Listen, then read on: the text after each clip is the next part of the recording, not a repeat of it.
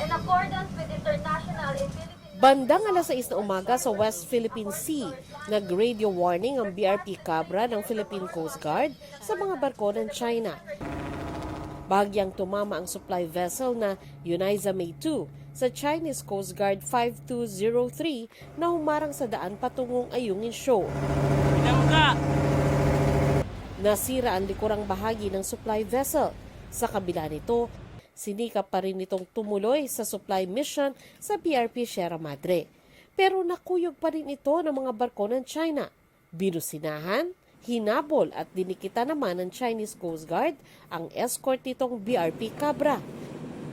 Nasagi rin daw ito ng Chinese militia vessel na nagmamaniobra pa atras. Sa hindi kalayuan, naroon naman ang BRP Sindangan na escort ng Uniza May 1. Madilim pa lang, napansin na namin na napapaligiran kami ng mga sasakyang pandagat, pero pagputok ng araw, doon naging malinaw, no, na ang mga ito ay mula sa bansang China. Katulad itong Chinese Coast Guard na ilang beses nang dumikit dito sa sinasakyan namin na BRP Sindangan.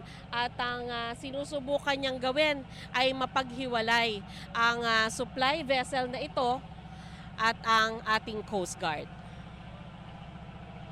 Nagtagumpay ang Uniza May 1 sa misyon nito sa Ayungin Shoal. Ipinag-utos ni Pangulong Marcos sa Coast Guard ang agarang maritime investigation. Nanindigan si National Task Force spokesperson Jonathan Malaya na ang China ang may kasalanan sa insidente.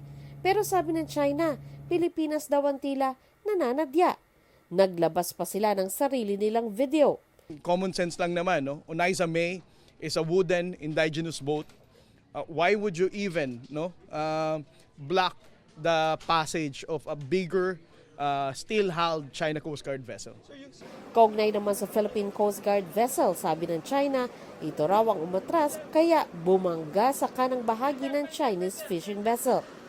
Ipinatawag ng DFA si Chinese Ambassador to the Philippines, Wang Shilian, pero out of town daw ito, kaya ang kanyang Deputy Chief of Mission ang dumating. Naghain din ng diplomatic protest ang Pilipinas laban sa China. Ika-55 na ngayong taon.